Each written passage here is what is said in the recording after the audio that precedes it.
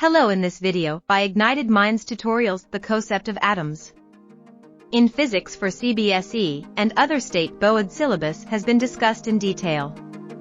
In addition to this, it gives an in-depth understanding of theory for preparing for IIT and NEET level exams. It gives us knowledge on key concepts like impact parameter, its causes and its impacts. Please watch the video till the end and feel free to post your comments for improvement. We were trying to study आपका atoms, ठीक है। और atoms में देखो हमने उस दिन discuss किया कि डाल्टन की थियरी क्या थी, और डाल्टन के बाद बेसिकली थॉमसन का प्लम पुडिंग मॉडल आया, ठीक है। और थॉमसन के प्लम पुडिंग मॉडल में कम से कम ये सिद्ध हो जाता है कि हर एटम में आपके पॉजिटिव और नेगेटिव चार्जेस हैं, लेकिन इन पॉजिटिव और नेगेटिव चार्जेस का किस तरह से ओरिएंटेशन होता है, that was still not clear, ठीक है। So scattering of alpha ray particles, तो आपके अल्फा रे पार्टिकल्स को कैसे स्कैटर किया गया। सो दिस वाज लाइक यहाँ पे एक अल्फा रे पार्टिकल का सोर्स है, दिस बेसिकली अल्फा रे पार्टिकल का सोर्स है, और यहाँ से रेडिएशंस एमिट हो रहे हैं, ठीक है। रेडिएशंस एमिट हो रहे हैं, ये थिन गोल्ड फॉइल है। वेवजीत किधर बैठो, ठीक है। यहाँ पे भाई साहब आपका डेविएशन ग्रामर का एक्सपेरिमेंट है, और इसमें आपके अल्फा रे पार्टिकल्स एमिट हो रहे हैं। So this is basically a thin gold foil, ठीक है। ये आपका थिन गोल्ड फॉइल है, जैसे आपका एल्यूमिनियम फॉइल होता है वैसे ही आपका थिन गोल्ड फॉइल है। So it is basically made up of very small number of atoms, बहुत स्मॉल नंबर ऑफ एटम्स हैं। तो यहाँ पे इस तरह से भाई साहब डेविएशंस हो रहे हैं, ठीक है। We will notice that there are deviations which are produced. तो आपका यहाँ पे maximum number of alpha particles went through. What are alpha particles? Basically alpha particles होते हैं आपके हीलियम न्यूक्लियस। हीलियम न्यूक्लियस में ये 2 और 4 होता है, ठीक है। ये होता है आपका एटॉमिक मास और ये होता है आपका एटॉमिक नंबर। अगर हीलियम न्यूक्लियस से 2 इलेक्ट्रॉन्स को हम हटा दें, अगर हीलियम न्यूक्लियस से 2 इलेक्ट्रॉन्स को आप हटा दें तो ये बनता है आपका अल्फा पार्टिकल। और ये अल्फा पार्टिकल क्या होता है भाई साहब? आपका He2, और ये आपका 4, ये हो गया He2+, ठीक है। So this will be He2+। 2 electrons को अगर हटा दिया जाए, हीलियम के पास 2 ही इलेक्ट्रॉन्स हैं, अगर इन 2 इलेक्ट्रॉन्स को हटा दिया जाए, ओके। सो आपका देखो यहाँ पे अल्फा पार्टिकल्स होते हैं, these are basically alpha particles. यहाँ पे हमने 2 इलेक्ट्रॉन्स को हटा दिया है, तो 2 इलेक्ट्रॉन्स को जैसे ही हटा देंगे तो they will turn into positively charge rays, ठीक है। तो आपके जो पॉजिटिव पार्टिकल्स होते हैं इनको हम बोलेंगे alpha particles, they are known as alpha particles. Clear है? Are B clear? Okay. Maximum amount passes through, ज़्यादा करके आपके जो अल्फा पार्टिकल्स है वो पास थ्रू हो जाते हैं। अगर ये पास थ्रू हो रहे हैं तो इसका मतलब क्या है? Maximum there is a lot of space inside the atom. तो एटम के अंदर बहुत सारा स्पेस है जिसके वजह से ये पास हो रहे हैं। थोड़ा बहुत डेविएशन आपका हो रहा है, वो क्यों हो रहा है? क्योंकि they are approaching the positively charge nucleus, तो थोड़ा बहुत डेविएशन आपका होगा, ठीक है। और बहुत ऐसे कम होंगे जो सीधे डायरेक्टली वापस आ रहे होंगे। तो कैसा हो रहा होगा कि देखो अल्फा पार्टिकल है पॉजिटिवली चार्ज, यहाँ पे न्यूक्लियस है, न्यूक्लियस का स्पेस बहुत छोटा है, सो ये ऐसे चला जाएगा। न्यूक्लियस का स्पेस बहुत छोटा है, ये ऐसे चला जाएगा। जो सीधा न्यूक्लियस तक आ रहा है वो वापस आ जाएगा, ठीक है। It will basically turn back, ठीक है। क्लियर है? सो that is how alpha particles will basically move. So on suggestion of Rutherford, his 2 associates Geiger and Marcin in 1911 performed experiments on the scattering of alpha particles from thin foils and obtained an important insight into the structure of atom, ठीक है। An alpha particle is a helium ion। ये भाई साहब क्या होता है? एक helium ion होता है। अल्फा पार्टिकल बेसिकली होता क्या है? एक हीलियम आयन है। हीलियम आयन मतलब कैसा हो जाएगा? देखो हीलियम में होता है आपके 2 और 4, इसके 2 इलेक्ट्रॉन्स गए तो He2+ और ये 2 और ये 4, ठीक है। That is a helium atom from which both the electrons have been removed। तो दोनों भी इलेक्ट्रॉन्स अगर रिमूव कर लिए जाएं, ठीक है, it has charge equal to +2 electrons and its mass is nearly 4 times the mass of a proton. अभी देखो इसका मास कितना हो जाएगा? 4 times the mass of a proton, है ना। 4 गुना हो जाएगा इसका मास। एक प्रोटॉन का जितना मास होता है उसका ऑलमोस्ट 4 गुना, ठीक है। And its mass is nearly 4 times the mass of a proton. Experimental arrangement, schematic arrangement of Gregor medicine experiment. तो ये आपका भाई साहब एक ग्रेगर मेडिसिन का एक्सपेरिमेंट हुआ था, ठीक है। इसमें क्या है? देखो radio active source of alpha particles. तो अल्फा पार्टिकल्स जो है तो एक रेडियो एक्टिव सोर्स से निकलते हैं, ठीक है, जहाँ से रेडिएशंस निकलते हैं। ये एक रेडियो एक्टिव सोर्स है और इसको हम लेड ब्लॉक में रखते हैं। Why are we keeping it in a lead block? Why are we keeping in a lead block radio active source को? हाँ नहीं, फ्लोरेसेंस यहाँ प्रोड्यूस नहीं होता है। Fluorescence is not produced here. Any reason why we keeping it in a lead block? हाँ नहीं, absorb नहीं करेगा रेडिएशंस को। आपका जो ये जो रेडिएशंस निकलते हैं, lead is basically in inactive metal है, उतना ज़्यादा रिएक्टिव मेटल ये नहीं है, तो ये आराम से इसको रख सकता है without undergoing any kind of absorbing of radiation. In fact lead absorb करेगा ही नहीं, ठीक है। एक सेफेस्ट मेटल है इसको रखने के लिए। यहाँ से हमने एक थिन रे को पास किया है और ये आपका बेसिकली एक कॉलीमीटर है, ठीक है। यहाँ से ये जाएगा और इसमें डेविएशंस होंगे। ये आपका जिंक सल्फाइड स्क्रीन है। जैसे इस जिंक सल्फाइड स्क्रीन पे आपके अल्फा पार्टिकल्स स्ट्राइक करेंगे, there will be scintillations which will be produced. तो ये ऐसे स्कैटरिंग होगी, ठीक है। स्कैटरिंग क्यों होगी? स्कैटरिंग बहुत कम मात्रा में होगी, ज़्यादा करके जितने भी अल्फा पार्टिकल्स हैं वो स्ट्रेट जाएंगे। अ वेरी फ्यू, मतलब only 1% of it will undergo scattering, and उससे भी कम आपके रिफ्लेक्ट बैक होंगे, क्योंकि आपका जो न्यूक्लियस का साइज है वो कंपैरेटिवली बहुत ही छोटा होता है। एक फुटबॉल फील्ड में अगर हम ऐसा बोलते हैं कि अगर एक समझ लो एक बहुत बड़ा फुटबॉल फील्ड है, we all can imagine how big a football field is, ठीक है। अगर हमने एक राई का दाना, ठीक है, उस फुटबॉल फील्ड के बीचों बीच रख दिया, तो जितना उस राई के दाना और फुटबॉल फील्ड में कंपैरिजन है साइज का, लगभग उतना ही कंपैरिजन एटम के अंदर न्यूक्लियस और उसके ऑर्बिट का है। क्या ये समझ में आ रहा है? ये एटम का साइज है और इसके अंदर ये जो न्यूक्लियस है इतना ही पोजीशन ऑक्यूपाई करता है, जैसे कोई बहुत बड़े फुटबॉल फील्ड के अंदर एक राई का दाना ऑक्यूपाई करता है पोजीशन। क्लियर है? Are we clear on this one people? Enclosed in a thick lead block provided with a narrow opening, the alpha particles from this source are collimated into a narrow beam through a narrow slit. तो एक narrow slit से जा रहे हैं भाई साहब। The beam is allowed to fall on a thin gold foil of thickness, इतनी thickness है, मतलब एक एल्यूमिनियम फॉयल की thickness की तरह है। एल्यूमिनियम फॉयल जिसमें आप भाई साहब अपना रोटी वोटी पैक करते हैं वो। The alpha particles scattered in different directions are absorbed with the help of a rotable detector. तो ये आपका rotable detector है which consists of zinc sulfide screen and a microscope. तो इसमें भाई साहब माइक्रोस्कोप है, इससे हम डिटेक्ट कर रहे हैं, अलग अलग एंगल्स पे हम इसको लोकेट करते हुए डिटेक्ट कर रहे हैं। We are basically locating and detecting. Whenever an alpha particle strikes the screen, जब भी अल्फा पार्टिकल स्क्रीन को स्ट्राइक करेगा, स्किंटिलेशंस प्रोड्यूस होंगे। It produces a tiny flash और स्किंटिलेशन, चमक प्रोड्यूस होगी, ठीक है, which is viewed through the microscope. In this way the number of alpha particles scattered at different angles can be counted.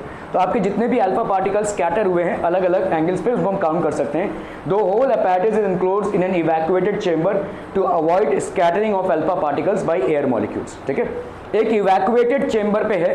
Alpha particles इतने हल्के हैं कि कभी कभी एयर पार्टिकल्स से भी वो डेविएट हो सकते हैं। ये एक वैक्यूम चेंबर आप मान सकते हैं या इवैक्यूएटेड चेंबर है, ठीक है, जस्ट टू इंश्योर। हालांकि ये सारे जो एस्पेक्ट्स हैं वो उतने इंपॉर्टेंट नहीं है। जो इंपॉर्टेंट एस्पेक्ट आपका ये है कि भाई साहब ये एंगल ऑफ डेविएशन क्या होगा, how will it get deviated, और कैसे इसका डेविएशन होगा, ठीक है। सो आपका गोल्ड फॉयल है, इस गोल्ड फॉयल पे डायरेक्टली आपके अल्फा पार्टिकल्स स्ट्राइक हो रहे हैं और इस गोल्ड फॉयल से भाई साहब क्या हो रही है, स्कैटरिंग हो रही है। Some are able to pass through without any deviation and some of them undergo deviations, ठीक है, ओके।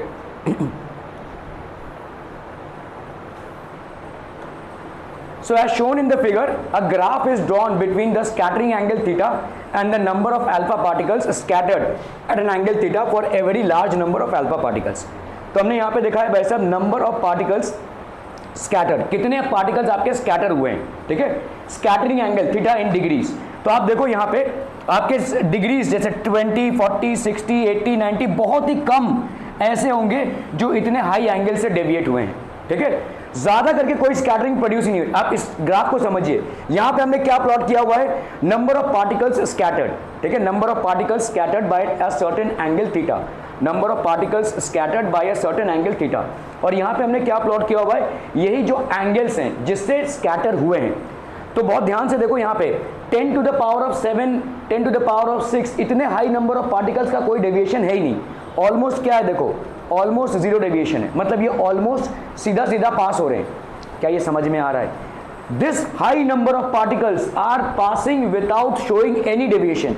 यहाँ पे डेविएशन को प्लॉट करो, देखो how much is the deviation. अगर आप देखोगे यहाँ पे ये डेविएशन कितना है, हार्डली एनी डेविएशन, ठीक है, जीरो से थोड़ा सा ही आ जाता है या मैक्सिमम आपका जीरो के करीब ही है।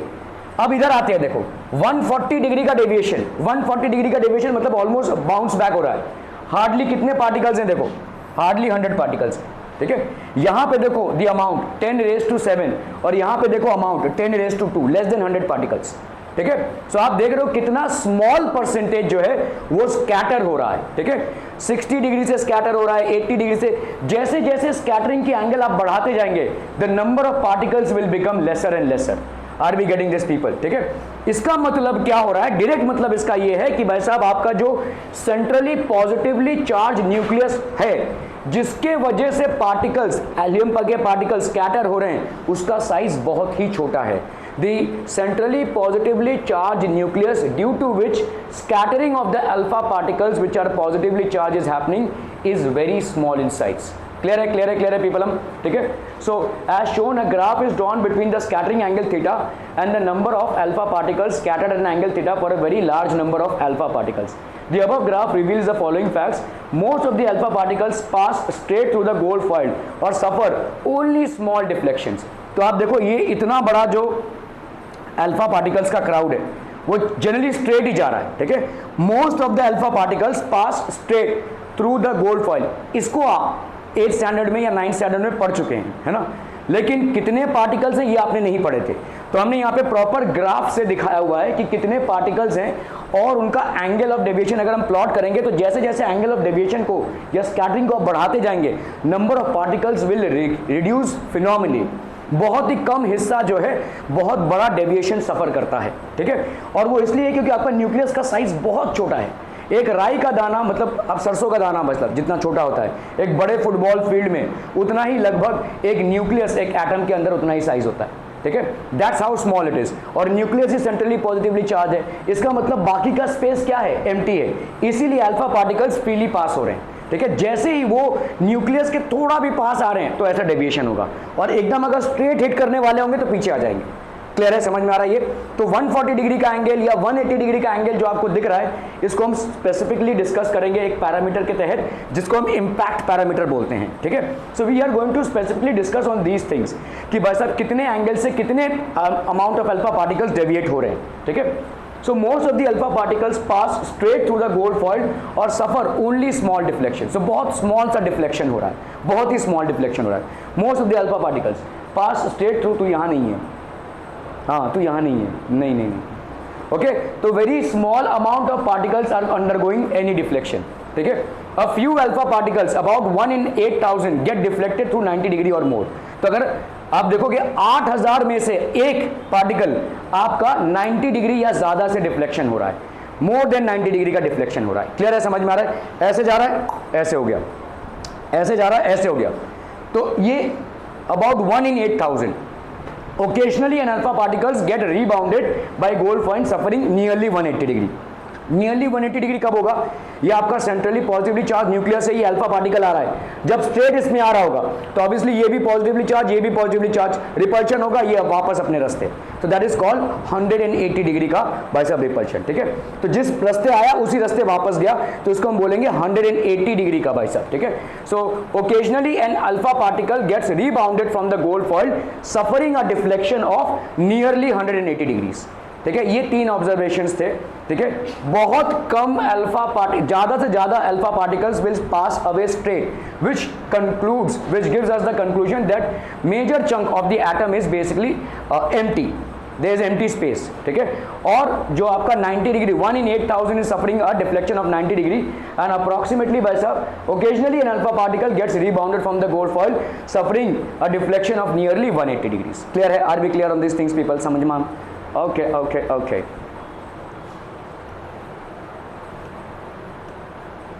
Okay, significance of the result भाई साहब, इसका रिजल्ट क्या हो गया, ठीक है। What is the significance of the result? As most of the alpha particles pass straight through the foil, so most of the space within the atom is empty. तो हम ऐसा मान सकते हैं कि ज्यादा से ज्यादा स्पेस जो है आपका एम्प्टी है, ठीक है। इसको ऐसे समझो कि यू नो लेट्स से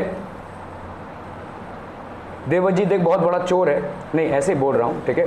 तो अभी समझो भाई साहब ये मितेश का कोई नो मैंगो का कोई खेती है भाई साहब यहाँ पे, ठीक है, मैंगो की खेती, और ये भाई साहब चोर घुस रहा है यहाँ पे, ठीक है।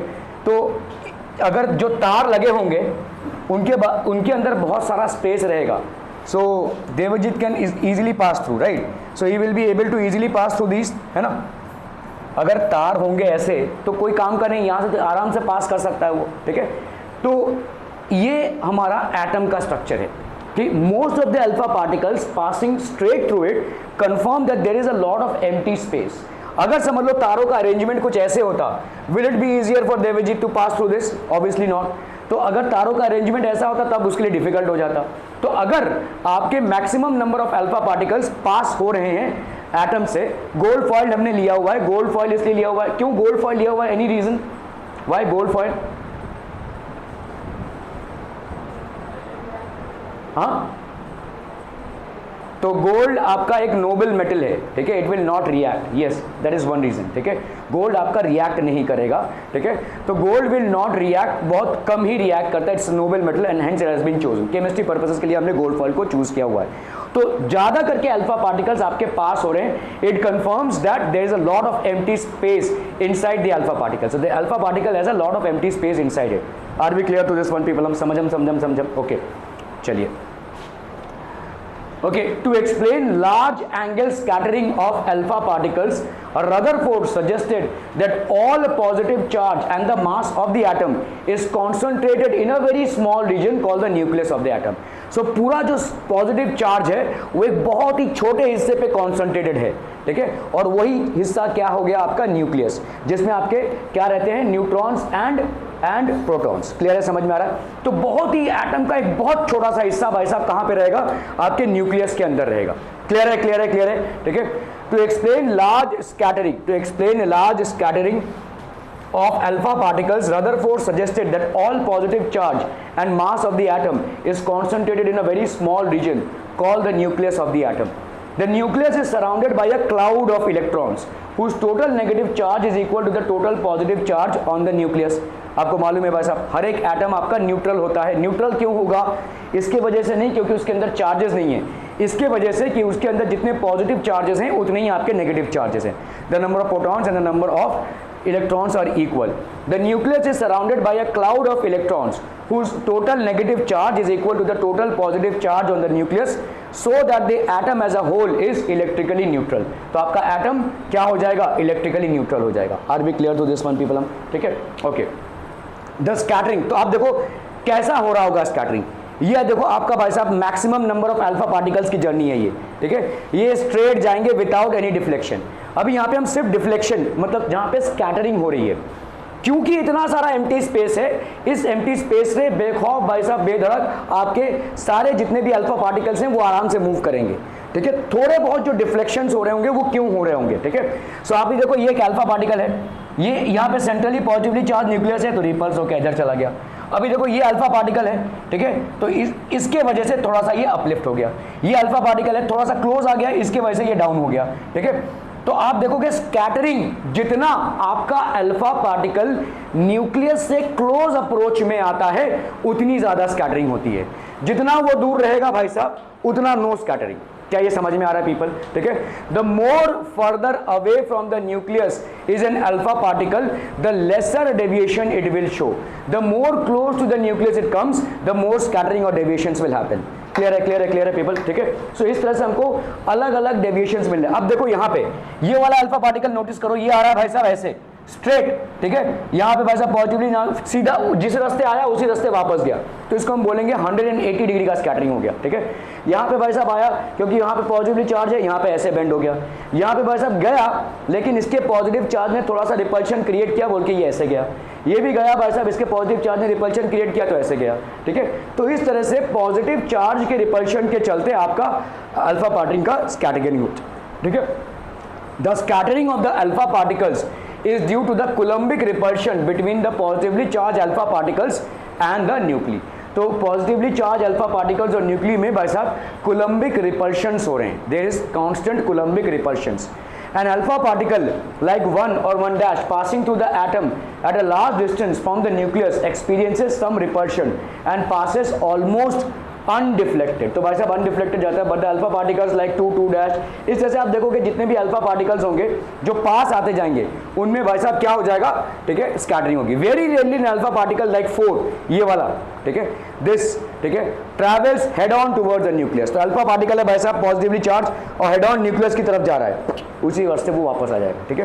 क्लियर है? Okay. The strong repulsive force slows down the alpha particle which is finally stop and then repelled back. तो ये भाई साहब इसका जो वेलोसिटी है वो धीरे धीरे धीरे धीरे कम होता जाएगा, क्योंकि it is being acted upon by a opposite direction repulsive force, ठीक है। तो धीरे धीरे इसका वेलोसिटी क्या हो जाएगा, जीरो हो जाएगा, नेगेटिव एक्सेलरेशन होएगा और वेलोसिटी जीरो हो जाएगी। उसके बाद ये रिपल्स होकर पीछे चला जाएगा, क्योंकि अभी it is only being acted upon by a repulsive force.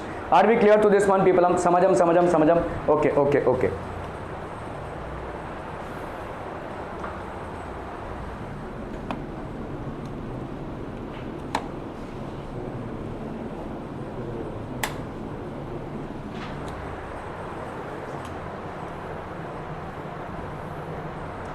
Okay अभी देखो यहां पे ध्यान से कि इधर एक डिस्टेंस है जिसको हम डिस्टेंस ऑफ क्लोजेस्ट अप्रोच बोलेंगे, ठीक है। There is a distance which is known as the distance of closest approach. अभी आप देखो यहां पे ये वाला अल्फा पार्टिकल आ रहा है, ये इसका मैक्सिमम डिस्टेंस है, इसके आगे ये जाएगा नहीं, जिसके बाद इसका पूरा ओवरटर्न हो जाएगा। इट विल नाउ, मतलब जिस रास्ते वो आया उसी रास्ते वो वापस गया। तो ये एक डिस्टेंस है, ये जो डिस्टेंस आपको दिख रहा है न्यूक्लियस सेंटर से यहां तक का, ये r0 जिसको हम बोल रहे हैं, this is called the distance of closest approach. Alpha particle इसके आगे हेड ऑन नहीं जा सकता, ठीक है। इसको हम बोलेंगे distance of closest approach. The distance such that the alpha particle cannot move ahead is known as the distance of closest approach। ये सेंट्रली पॉजिटिव की चार्ज न्यूक्लियस से वो डिस्टेंस को जब हम मापते हैं तो इसको हम r0 बोलते हैं, या डिस्टेंस ऑफ क्लोजेस्ट अप्रोच, ठीक है। क्लियर है? Okay, so that is known as distance of closest approach. So as shown in figure, suppose an alpha particle of mass m and initial velocity v moves directly towards the center of the nucleus of an atom. As it approaches the positively charged nucleus, it experiences Coulombic repulsion. Its kinetic energy gets progressively converted into electrical energy. तो इसका जो kinetic energy है वो धीरे धीरे धीरे धीरे भाई साहब इलेक्ट्रिकल एनर्जी में कन्वर्ट होने लगेगा। इसको हमने काइनेटिक एनर्जी दी थी। देखो ये आपका एक पॉजिटिवली चार्ज न्यूक्लियस है, ठीक है। देखो काइनेटिक एनर्जी कैसे इलेक्ट्रिकल एनर्जी में कन्वर्ट हो रहा है। ये पॉजिटिवली चार्ज न्यूक्लियस है, इसको आपने स्पीड दिया था, मतलब इसके पास क्या था, सिर्फ और सिर्फ काइनेटिक एनर्जी था। जैसे ये पॉजिटिवली चार्ज न्यूक्लियस के पास आ रहा है, इस पे क्या फोर्स लग रहा है, इलेक्ट्रोस्टैटिक रिपल्शन लग रहा है। ये पॉजिटिवली चार्ज, ये भी पॉजिटिवली चार्ज, तो अभी क्या हो रहा है, इलेक्ट्रिकल एनर्जी में कन्वर्ट हो रहा है। जहां पे भी आपके इलेक्ट्रिकल चार्जेस का इन्वॉल्वमेंट होता है वहां पे ऑब्वियसली इलेक्ट्रिकल एनर्जी होगा, ठीक है। और इलेक्ट्रिकल एनर्जी इसको रोक रही है, काइनेटिक एनर्जी को जीरो कर देगी और उसको रोक देगी। क्या ये समझ में आ रहा है? This alpha particle when it was in free motion before reaching the gold foil was only under kinetic energy. इसमें और कोई एनर्जी नहीं थी, सिर्फ काइनेटिक एनर्जी है भाई साहब। इसको एक स्पीड दिया गया और स्पीड से मूव कर रहा है, ठीक है। जैसे ही ये भाई साहब पास में आता है तो अभी चार्जेस का रिपल्शन इसको फील होगा, तो इस वजह से इसके ऊपर अभी क्या हो रहा है, इलेक्ट्रिकल एनर्जी। तो काइनेटिक एनर्जी भाई साहब अभी इलेक्ट्रिकल एनर्जी में परिवर्तित या चेंज हो रही है। Are we understanding this people? ठीक है, okay. So as shown, suppose an alpha particle, यहाँ पे भाई साहब एक alpha particle है, ठीक है, of mass m and initial velocity v moves directly towards the center of the nucleus of the atom. As it approaches the positive nucleus, it experiences Coulombic repulsion. इसमें भाई साहब Coulombic repulsion होगा and its kinetic energy gets progressively converted into electrical energy. धीरे धीरे धीरे kinetic energy die out होता रहेगा और वो किस में convert होता रहेगा, electrical energy में, ठीक है। चार्जेस रिलेटेड जो एनर्जी होगी वो ऑब्वियसली क्या हो जाएगी, इलेक्ट्रिकल एनर्जी। सो द आपका जो काइनेटिक एनर्जी है it will slowly die down and it will get converted into electrical energy. At a certain distance RO from the nucleus, the alpha particle stops for a moment and then begins to retrace its path. तो RO distance पे भाई साहब ये stop हो जाएगा और ये retrace करने लगेगा। समझ में आ रहा है? मतलब इस पॉइंट पे इसकी काइनेटिक एनर्जी कितनी हो गई, जीरो, ठीक है। वेलोसिटी कितनी हो गई, जीरो। जो भी आपने इनिशियल वेलोसिटी से इसको छोड़ा रहेगा बस यहाँ पे ये स्टॉप हो जाएगा और ये स्टॉप होकर रुक नहीं जाएगा क्योंकि इस पे इलेक्ट्रिकल एनर्जी लग रही है तो इसको वापस जाना पड़ेगा। Now it will move purely under electrical energy. अभी तक जो मूवमेंट हुआ था वो किसके वजह से हुआ था, काइनेटिक एनर्जी की वजह से हुआ था। जो काइनेटिक एनर्जी आपने सिस्टम में इंपार्ट करके इसको दी थी, ठीक है। कॉलीमीटर, कॉलीमीटर मतलब एक जहां से आपके चार्जेस निकलते हैं, ठीक है। तो इस कॉलीमीटर से स्पीड से इसको थ्रो आउट हुआ था, तो इसमें काइनेटिक एनर्जी ऑलरेडी थी। जैसे ये काइनेटिक एनर्जी भाई साहब यहाँ तक खत्म हो जाती है तो अभी इसमें सिर्फ और सिर्फ इलेक्ट्रिकल एनर्जी की वजह से मूवमेंट होगा, ठीक है। At a certain distance r0 from the nucleus, the alpha particle stops for a moment and then begins to retrace its path. It is scattered through an angle of 180 degree. आवन जावन, जिस रास्ते आवन उसी रास्ते जावन, तो किसका कितने का स्कैटरिंग हो गया भाई साहब, 180 डिग्री का स्कैटरिंग हो गया। क्या यहां तक सबको समझ में आ रहा है? Any question, any doubts? Okay, चलिए भाई साहब, the distance RO is called the distance of closest approach. इससे आगे ये नहीं जा सकता रिपल्सिव फोर्स। अभी इलेक्ट्रिकल एनर्जी इतनी स्ट्रांग हो जाएगी कि इसके काइनेटिक एनर्जी को जीरो होना ही पड़ेगा, इसके आगे ये नहीं जा सकता, ठीक है, okay. At this distance R0, the entire kinetic energy of the alpha particle gets converted into electrostatic potential energy. Electrostatic potential energy क्या होती है भाई साहब? पहले तो बताइए इलेक्ट्रोस्टैटिक फोर्स क्या होता है। फोर्स के बाद आता है आपका एनर्जी का कॉन्सेप्ट। तो अगर समझ लो कोई Q1 चार्ज है और कोई Q2 चार्ज है, they are separated by distance R, what will be the electrostatic force? 1/4 pi epsilon naught Q1 Q2 by R का स्क्वायर, कूलम्स लॉ है भाई साहब ये आपका, ठीक है। और अभी भाई साहब now charge on alpha particle, अभी आप यहाँ पे कैलकुलेशंस कर रहे हैं, ठीक है। अल्फा पार्टिकल पे चार्ज कितना है भाई साहब आपका? 2e, 2 पॉजिटिव चार्ज, 2 इलेक्ट्रॉन्स थे भगा दिया आपने, 2 पॉजिटिव चार्ज तो रह जाएंगे ना, न्यूट्रॉन्स का कोई चार्ज नहीं होता है, ठीक है, क्लियर है, क्लियर है। तुम वहाँ पे बुक में क्या क्या देख रही हो, ये यही चीज़ है कि कुछ और है? अच्छा ठीक है, ओके। तो आपका भाई साहब अल्फा पार्टिकल पे चार्ज कितना है? 2e, क्लियरम, मतलब आपका अल्फा पार्टिकल किससे बना हुआ है भाई साहब? 4 और ये 2, मतलब 2 में से आपके 2 प्रोटॉन्स हो गए और 2 न्यूट्रॉन्स हो गए, 2 इलेक्ट्रॉन्स हो गए। 2 इलेक्ट्रॉन्स को आपने भगा दिए तो आपका बचा यहाँ पे क्या? He2+, ठीक है, 4 वही 2 वही एटॉमिक मास और वही एटॉमिक नंबर। क्लियरम, ओके। तो आपका भाई साहब अल्फा पार्टिकल पे चार्ज कितना हो गया? 2 positive charge, clear, okay. Scattering nucleus, अभी यहाँ पे देखो जो आपका समझ लो गोल्ड है, गोल्ड का एटॉमिक नंबर क्या है? अरे फोन है भाई साहब, हर समय चालू रहता है, एक इन्फॉर्मेशन निकालने बोलना, इतना लेट हो गया भाई। अरे गोल्ड का एटॉमिक नंबर बताओ फटाक से।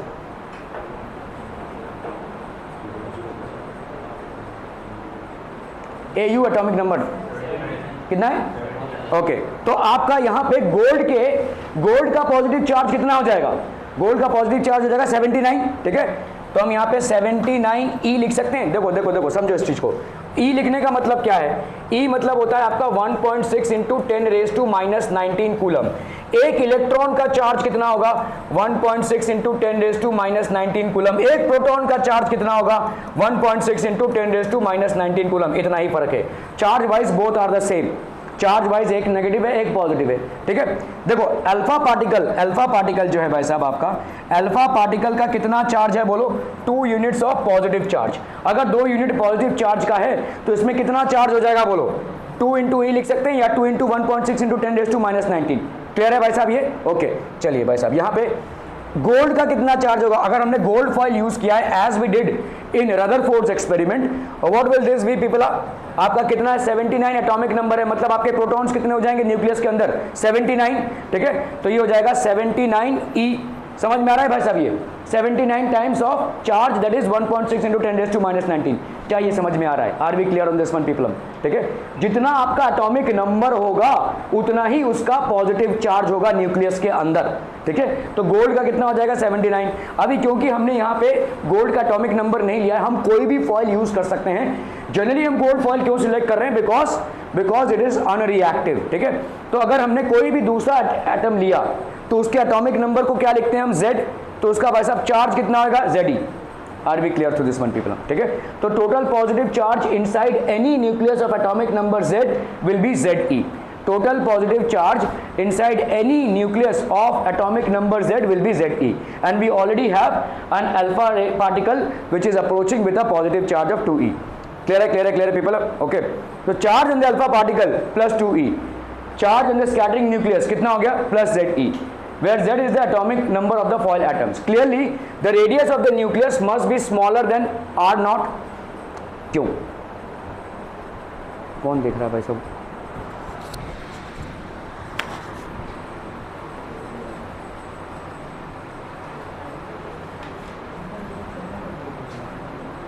तो रेडियस ऑफ द न्यूक्लियस जो होगा भाई साहब, ठीक है, why should it be smaller? Clearly the radius of the nucleus must be smaller than R0. Why? हाँ, रेडियस ऑफ द न्यूक्लियस, इस न्यूक्लियस का रेडियस आर नॉट से स्मॉलर होगा। क्यों भाई? देखो ये अप्रोचिंग अल्फा पार्टिकल है, अल्फा पार्टिकल अगर न्यूक्लियस को टच ही कर दे रहा है तो भाई साहब हो ही नहीं सकता ना, ये इम्पॉसिबल। देखो ये इसका रेडियस है, ये न्यूक्लियस है, ठीक है। अल्फा पार्टिकल आके कहां तक आएगा? यहां तक आएगा ज्यादा से ज्यादा, या यहां तक आएगा ज्यादा से ज्यादा, इसको टच कर ही नहीं सकता ना भाई साहब। तो ये जो रेडियस है, मतलब इसके सेंटर से यहां तक का डिस्टेंस आर नॉट है, और इसका जो न्यूक्लियस का रेडियस है लेट्स से आर है, कौन ज्यादा होगा? R naught. क्या ये समझ में आ रहा है? See this is the approaching alpha particle. ये आपका सेंट्रली पॉजिटिवली चार्ज न्यूक्लियस है, गोल न्यूक्लियस है, ठीक है, इसका एक रेडियस है। आपका भाई साहब ये जो अल्फा पार्टिकल ये आके यहाँ तक आएगा, डिस्टेंस ऑफ क्लोजेस्ट अप्रोच, इससे ज़्यादा आगे नहीं जा सकता। इसके बाद ये पलटी मारेगा, तो आपका यहाँ सेंटर से इसका डिस्टेंस आर नॉट है, और सेंटर से इसका distance let's say radius of nucleus है। तो will the radius of nucleus be more or are not be more? Obviously are not will be more, distance of closest approach will be more. Are we clear to this one people? ठीक है, okay. So charge on the alpha particle कितना हो गया भाई साहब? 2e। Charge on the scattering nucleus, यहां पे हमने अगर गोल्ड लिया है तो गोल्ड का जो भी एटॉमिक नंबर इनटू ई। अगर हमने कोई दूसरा एलिमेंट लिया है जिसका एटॉमिक नंबर है भाई साहब z, ठीक है, तो उसका चार्ज कितना हो जाएगा? Plus Ze। क्लियर है, क्लियर है, क्लियर है। So where Z is the atomic number of foil atoms. कोई भी फॉइल जो होगा जिससे वो बना हुआ है, गोल्ड फॉइल है, ठीक है, जो भी फॉइल्स हैं उसका भाई साहब एटॉमिक नंबर, ठीक है। Clearly the radius of the nucleus must be smaller than R naught if one of Rutherford experiments alpha particle of energy. तो समझ लो जो अल्फा पार्टिकल है उसकी एनर्जी कितनी है भाई साहब? 5.5 मेगा इलेक्ट्रॉन वोल्ट, ठीक है। 1 electron volt is equal to how many joules? अगर जूल्स में कन्वर्ट करने दिया जाए, देखो इनको भाई साहब, देखो देखो देखो तमाशा देखो भारत के भविष्य का। 1 electron volt is equal to 1.6 into 10⁻⁻⁹ joules. Simple है भाई साहब, ये 1 इलेक्ट्रॉन वोल्ट का, ठीक है, 1 इलेक्ट्रॉन वोल्ट का भाई साहब एनर्जी हो जाएगा। मतलब क्या है? देखो 1 वोल्ट से आपने 1 इलेक्ट्रॉन को एक्सेलरेट किया है तो उसकी एनर्जी कितनी होगी? 1.6 इंटू 10⁻⁻⁹ जूल्स। क्लियर है, क्लियर है, क्लियर है, ओके। यहाँ पे कितना दिया गया है? देखो अल्फा पार्टिकल के एक्सपेरिमेंट में आपने इलेक्ट्रॉन को कितनी एनर्जी दी है? 5.5, कैपिटल M मतलब होता है मेगा इलेक्ट्रॉन वोल्ट्स, ठीक है। 5.5 मेगा वोल्ट्स मतलब कितना हो जाएगा भाई साहब? 5.5 मेगा इलेक्ट्रॉन वोल्ट्स, मतलब ये हो जाएगा 5.5 इंटू 10⁻⁶ इंटू 1.6 इंटू 10⁻⁻⁹ जूल्स। ये हो जाएगा इसका एनर्जी, ठीक है। This would be it's energy, this would be it's energy. Clear है, क्लियर है, क्लियर है, क्लियर है पीपलम? ओके ओके ओके, ठीक है। सो आपका यहाँ पे के एनर्जी कितना हो गया? अल्फा पार्टिकल का एनर्जी हो गया 5.5 मेगा वोल्ट्स। 5.5 इंटू 1.6 इंटू 10⁻⁻⁻13 कैसे हुआ? समझ में आया? ठीक है। यहाँ पे था आपका 5.5 इंटू 10⁻⁶, अभी इसका कितना हो गया? Into 1.6 into 10⁻⁻⁹। तो यहाँ पे 19 और ये 6 है, तो 19 से 6 गया तो कितना आ जाएगा भाई साहब? 5.5 इंटू 1.6 इंटू 10⁻⁻13 जूल्स, ठीक है। गोल्ड का एटॉमिक नंबर आपने अगर 79 ले लिया, ठीक है, देखो आर नॉट की वैल्यू कितनी हो जाएगी यहाँ पे? के alpha, this is basically energy.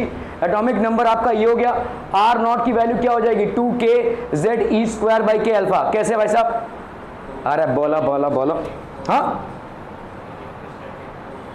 Okay, चलिए भाई साहब। इलेक्ट्रोस्टैटिक फोर्स, ठीक है, आपकी एनर्जी कितनी है यहाँ पे? What is the energy here? के अल्फा। ये आपका हो गया भाई साहब के अल्फा, है ना। ये आपका कितना है? के alpha, this is the energy. और यहाँ पे इसकी एनर्जी कितनी हो जाएगी? फोर्स इंटू डिस्टेंस, है ना। फोर्स कितना है भाई साहब आपका? के, ठीक है, आपका फोर्स हो जाएगा K into Q1 Q2 by R का स्क्वायर, आर नॉट का स्क्वायर, ठीक है, इंटू डिस्टेंस। यहाँ पे भाई साहब आर नॉट, ठीक है, ये कैंसिलम कैंसिलम, तो यहाँ पे हो गया आपका भाई साहब के। Q1 की वैल्यू कितनी है अल्फा पार्टिकल की? 2Q, है ना, 2Q। और इसका भाई साहब कितना है? Z, सॉरी, ये हो जाएगा आपका K, ये हो गया आपका 2 इंटू ई, और इसका कितना हो जाएगा? Z into E upon R naught, ठीक है। तो ये हो गया भाई साहब आपका के अल्फा की वैल्यू, ठीक है। सो आपका के अल्फा की वैल्यू, तो आर नॉट की वैल्यू कितनी हो जाएगी? के 2EZE अपॉन के अल्फा, ठीक है, के अल्फा हो जाएगा भाई साहब ये, ठीक है। हाँ ठीक है, समझ में आ रहा है ये? क्या ये समझ में आ रहा है? देखो देखो देखो, यहाँ पे आपका भाई साहब अल्फा, ये आपका distance of least distance of approach है। यहाँ पे पॉजिटिवली चार्ज न्यूक्लियस है, अल्फा पार्टिकल यहाँ पे आके रुक गया है, ठीक है, अल्फा पार्टिकल यहाँ पे आके रुक गया है. Let's say this distance is how much, this distance is r not, this distance is r not. Clear है, क्लियर है, क्लियर है, ठीक है. इस अल्फा पार्टिकल के वजह से कितना फोर्स लगेगा इस पे, इस अल्फा पार्टिकल की वजह से इसका कितना फोर्स है ZE, ठीक है. इसका कितना है भाई साहब 2E अल्फा पार्टिकल है ना. कितना फोर्स लग रहा है इस पे, force is equal to 1/k और रदर k इंटू यहाँ पे हो गया भाई साहब E, ये हो गया E, ये हो गया 2E और ये हो गया E अपॉन r नॉट का स्क्वायर. ये हो गया आपका फोर्स है ना. हाँ चलिए, ये हो गया आपका अल्फा पार्टिकल का हो गया 2E Q1 Q2 है ना. फोर्स क्या हो जाएगा आपका, फोर्स हो जाएगा Q1 Q2 K Q1 Q2 upon R का स्क्वायर. तो K Q1 का वैल्यू हो गया 2E और Q2 का वैल्यू हो गया ZE अपॉन R नॉट का स्क्वायर. तो ये हो गया ZE अपॉन R नॉट का स्क्वायर. फोर्स हो गया ये. एनर्जी कितनी हो जाएगी, फोर्स इंटू डिस्टेंस, ठीक है. तो K 2E into ZE by R not का स्क्वायर इंटू R नॉट. ये कितना हो गया भाई साहब आपका, this will be K 2ZE का स्क्वायर अपॉन R नॉट, ठीक है. तो ये हो गया भाई साहब आपका energy, this will be your energy, ठीक है. इस पॉइंट पे एनर्जी इतनी हो जाएगी, इलेक्ट्रोस्टैटिक पोटेंशियल एनर्जी. ये जो फोर्स, तो इलेक्ट्रोस्टैटिक पोटेंशियल एनर्जी किस तरफ होगी भाई साहब, इस तरफ है ना. ये आपका फोर्स इस तरफ लग रहा है, तो दोनों की एनर्जी बराबर हो जाएगी तभी तो ये रुकेगा, ठीक है. काइनेटिक एनर्जी कितनी थी अभी तक, देखो काइनेटिक एनर्जी आपको K अल्फा दिया हुआ था. This was around 5.5 mega electron volt. That was how much, 5.5 into 10⁻⁶ into 1.6 into 10⁻⁻19 है ना. ये था आपका भाई साहब मेगा इलेक्ट्रॉन वोल्ट्स का. तो this will be 5.5 into 1.6 into 10⁻⁻13. ये था आपका भाई साहब जूल्स में एनर्जी, ठीक है. ओके, सो आपका ये एनर्जी और ये एनर्जी बराबर हो गया. तो इसका मतलब क्या हो जाएगा, K alpha will be equal to K 2ZE का स्क्वायर अपॉन R नॉट, ठीक है. इस R नॉट को भाई साहब अगर हम इधर ले लेते हैं तो यहाँ पे कितना हो जाएगा बोलो, K मतलब हो गया आपका 1/4 पाई एप्सिलॉन नॉट. और 1/4 पाई एप्सिलॉन नॉट की वैल्यू कितनी होती है, हाँ 9 इंटू 10⁻9. ओके चलिए भाई साहब 9 इंटू 10⁻9 और ये हो गया 2 इंटू Z मतलब हो गया आपका 79 E का स्क्वायर 1.6 इंटू 10⁻⁻19 इसका स्क्वायर अपॉन भाई साहब K अल्फा मतलब इतना हो गया भाई साहब आपका, ठीक है. 5.5 इंटू 5.5 इंटू 1.6 इंटू 10⁻⁻13 ये हो जाएगा आपका, ठीक है. देख लो भाई साहब यहाँ पे 2KZE का square upon K alpha 2 into 9 into 10⁻9, ठीक है. मतलब आपका K का वैल्यू हो गया 1/4 पाई एप्सिलॉन नॉट का into 79 that is atomic number of gold into E का स्क्वायर दैट इज 1.6 इंटू 10⁻⁻19 का square upon 5.5 into 1.6 into 10⁻⁻13. This approximately gives you how much, 4.13 into 10⁻⁻14 metre, ठीक है. तो इस -14 को हम क्या लिख सकते हैं, 41.3 फर्मी मीटर लिख सकते हैं, क्योंकि 1 fermi metre is equal to 10⁻⁻15 metre होता है. तो इसको अगर 10⁻⁻15 करना है तो आप ऐसा लिख सकते हैं 41.3 into 10⁻⁻15 metre. So that will be 41.3 fermi metre. क्या ये कैलकुलेशन और डेरिवेशन समझ में आ रहा है? This is least distance of approach, ठीक है. आपका भाई साहब इससे पास और नहीं आ सकता, ठीक है. So this distance is considerably larger than the sum of the radii of the gold nucleus and the alpha particle, ठीक है. आपका ये जो डिस्टेंस हमने मेजर किया है, ठीक है, ये जो डिस्टेंस अप्रोक्सीमेटली आया 41.3 fermi metre, this is larger than alpha particle का जो न्यूक्लियस का डिस्टेंस है और आपके गोल्ड पार्टिकल का. बोथ अल्फा पार्टिकल और गोल्ड पार्टिकल का जो न्यूक्लियस का डिस्टेंस है, इन दोनों को अगर हम ऐड कर दें तो उससे भी ये ज्यादा है. This distance is considerably larger than the sum of the radii of the gold and the alpha particle.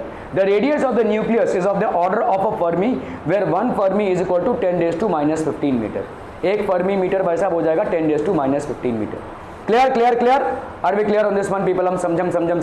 Distance of closest approach मतलब समझ में आ रहा है भाई साहब? ओके.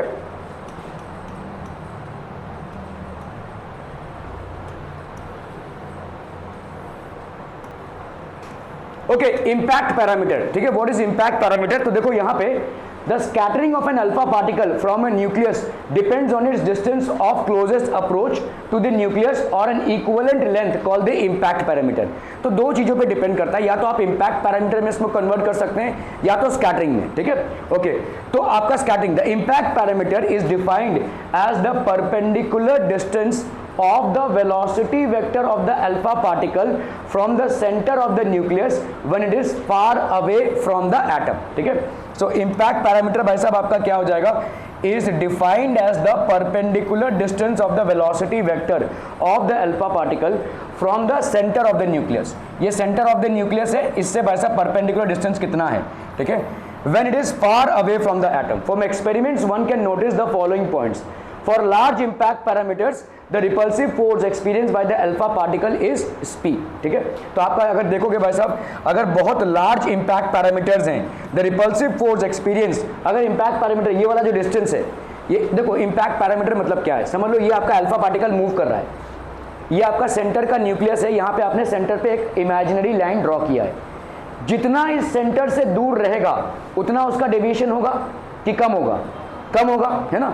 जितना इस सेंट्रल एक्सिस से आपके अल्फा पार्टिकल्स का जितना ज्यादा डिस्टेंस होगा उतना उसका डेविएशन कम होता जाएगा।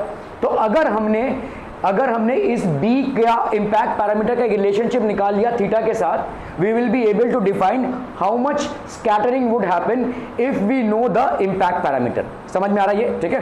so for large impact parameters, जो बहुत ज्यादा impact parameters होते हैं, the repulsive force experienced by the alpha particle obviously will be weak because it will be far away from the nucleus, ठीक है, because of its inverse square law character। तो आपका भाई साहब इलेक्ट्रोस्टैटिक फोर्स का inverse square law character होता ही है, जितना कम आपका रेडियस उतना ज्यादा आपका इलेक्ट्रोस्टैटिक फोर्स, जितना ज्यादा आपका रेडियस उतना कम आपका electrostatic force, and alpha particle passes almost undeflected. तो जितना ज्यादा ये बी होगा, ठीक है, उतना कम उस पर रिपल्सिव फोर्स एक्ट करेगा और उतना ही वो अनडिफ्लेक्टेड पास आउट करेगा, ठीक है। Okay, for small impact parameters the repulsive force is large, ठीक है, and so the alpha particle is scattered through a large angle. जैसे इंपैक्ट पैरामीटर आपका कम हो जाता है, रिपल्सिव फोर्स ज्यादा हो जाएगा और इसमें ज्यादा स्कैटरिंग प्रोड्यूस होगी। क्या ये समझ में आ रहा है भाई साहब? Is this clear? हम okay, for a head on collision, अगर भाई साहब ये पूरा हेड ऑन कोलिजन हो रहा है, ठीक है, हेड ऑन कोलिजन, तो आपका इंपैक्ट पैरामीटर यहाँ पे क्या हो जाएगा, जीरो, है ना। देखो ये आपका न्यूक्लियस है, इस न्यूक्लियस के चलते हमने सेंटर पे एक एक्सिस ड्रॉ किया हुआ है, इमेजिनरी एक्सिस। अभी ये आपका अल्फा पार्टिकल है, ये ऊपर से या नीचे से जितनी भी परपेंडिकुलर डिस्टेंस दूर रहेगा उसको हम बोलेंगे impact parameter. Are we getting this people? Impact parameter is basically the distance from the central axis. जो न्यूक्लियस का सेंट्रल एक्सिस है, ये न्यूक्लियस है आपका, इस पे हमने एक सेंट्रल एक्सिस ड्रॉ कर दिया है इमेजिनरी।